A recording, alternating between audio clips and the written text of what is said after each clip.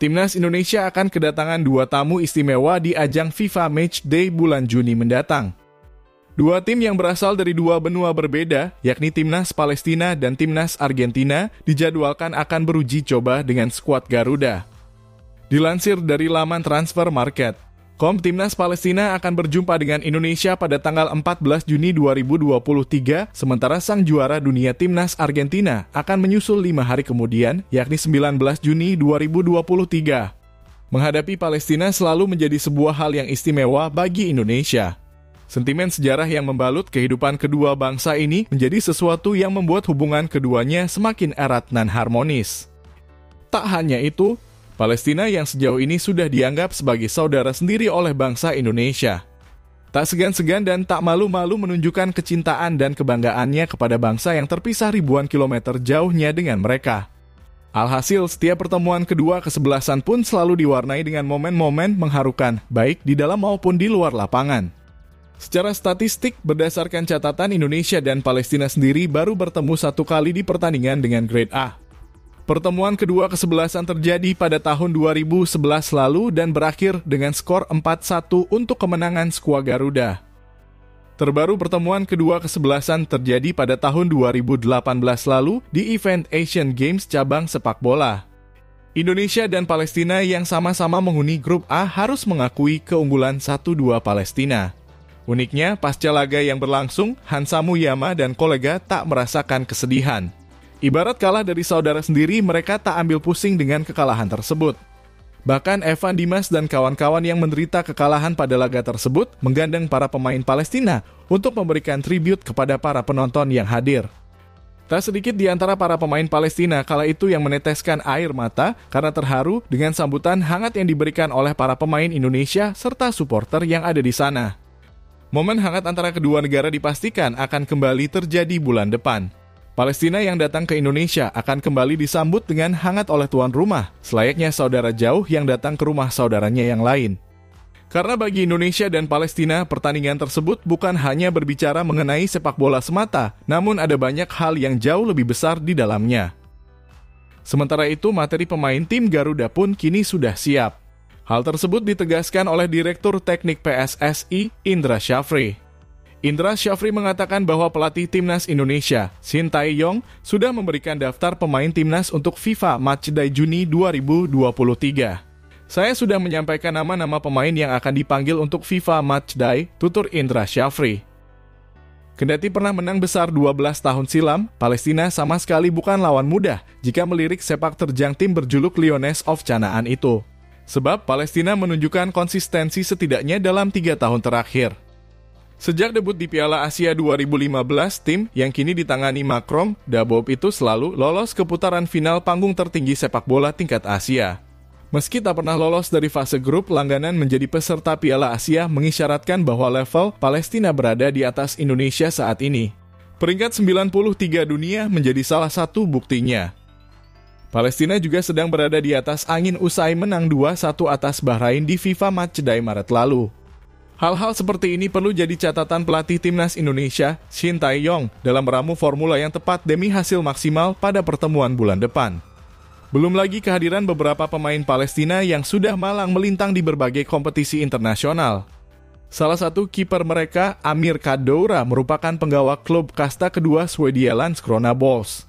Kemudian pemain klub Liga Israel Maccabi Bnei Reineh, Abdallah Jaber diperkirakan juga akan berangkat ke Indonesia.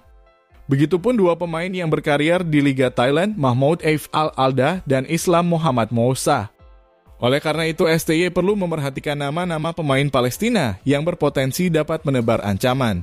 Selain itu, STY juga perlu menyusun skuad dari sekarang setelah Indonesia menuntaskan tugas di SEA Games 2023. Sementara itu, Stadion Gelora Bung Tomo atau GBT akan jadi venue pertandingan FIFA Matchday melawan Palestina. Pertandingan ini sekaligus menjadi persiapan skuad Garuda untuk tampil di Piala Asia tahun depan. Melawan Palestina, pertandingan yang akan digelar di Stadion GBT tersebut diprediksi akan berjalan meriah. Pasalnya, stadion tersebut akan dibuka penuh saat pertandingan. Kabar tersebut disampaikan oleh Wakil Ketua Asprof PSSI Jawa Timur, Amir Burhanuddin. Seluruhnya akan kami buka kapasitas 44.000, kata Amir Burhanuddin kepada media. Amir menjelaskan jika sampai saat ini pihaknya masih menunggu informasi untuk penjualan tiket. Menurutnya saat ini PSSI masih belum memberikan kabar kapan dimulai penjualan tiket untuk laga melawan Palestina. Untuk tiket tinggal kami menunggu share dari PSSI, semuanya akan dipandu PSSI dan kepanitiaan Jawa Timur akan ditunjuk PSSI Pusat, tambahnya. Selain itu menggelar laga FIFA Matchday, Stadion GBT tidak melakukan persiapan khusus. Pasalnya, stadion tersebut sudah dipersiapkan untuk menggelar Piala Dunia U20 2023 yang akhirnya batal digelar. Sejauh ini persiapan yang dilakukan hanya terkait perizinan stadion. Persiapan khusus tentu perizinan karena Stadion Gelora Bung Tomo ini belum pernah difungsikan lagi setelah proses renovasi yang panjang selama persiapan Piala Dunia U20. Korespondensi PSSI dan kepolisian sudah dilakukan beberapa minggu lalu. Dalam perencanaan sudah dilakukan komunikasi, tinggal dalam minggu ini suratnya keluar di Jawa Timur, kemudian kami teruskan pada pihak Poltabes dan Polda Jatim, kaya Burhan. Kiper Thailand U22 Sophonwit Rakyat akhirnya buka suara dan ungkap penyebab pukul back Timnas Indonesia U22 Komang Teguh. Diketahui keduanya di kartu merah dalam laga final cabur sepak bola putra SEA Games 2023. Timnas Indonesia U22 sukses meraih emas usai mengalahkan Thailand dengan skor 5-2 di final. Namun laga yang dimainkan pada Selasa 16 Mei 2023 tersebut sempat berlangsung dengan ricuh karena perilaku kedua tim yang saling memprovokasi. Kartu merah pun bertebaran karena kekerasan. Sophonwit Rakyat dan Komang Teguh termasuk yang di kartu merah. Kiper berusia 22 tahun tersebut tiba-tiba berlari kencang ke arah Komang dan langsung memukulnya. Beruntung Komang dapat sedikit menghindari pukulan tersebut. Namun kemudian ia bangkit dan membalas tindakan Rakyat. Akibatnya kedua pemain harus mendapatkan ganjaran kartu merah dari wasit karena perkelahian itu. 2 hari setelah laga itu, Rakyat akhirnya buka suara dan mengungkap alasannya memukul Komang Teguh dalam insiden tersebut. Dia mengaku tidak bisa menahan emosi selagi melihat rekan-rekan setimnya dipukuli. Rakyat mengakui sikapnya tidak bisa dibenarkan dan tidak terpuji. Kiper Pora United Football Club itu pun mengutarakan permintaan maafnya kepada Komang Teguh. Para pemain Indonesia berlari untuk memukul rekan satu tim saya, aku berdiri menonton adegan itu dan membuat gerakan mengejek.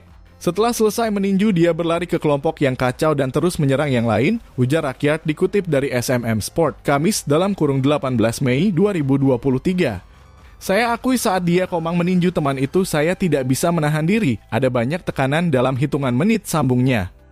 Halo, saya Tep Sophonwit Rakyat, kiper Timnas Thailand di SEA Games 2023. Pertama-tama saya harus meminta maaf kepada rekan tim dan staf pelatih saya. Dan yang paling penting, semua penggemar sepak bola Thailand. Omong-omong saya tidak punya alasan selain maaf dan menerima kegagalan kali ini dan siap untuk meningkatkan pengembangan lebih lanjut, tukasnya.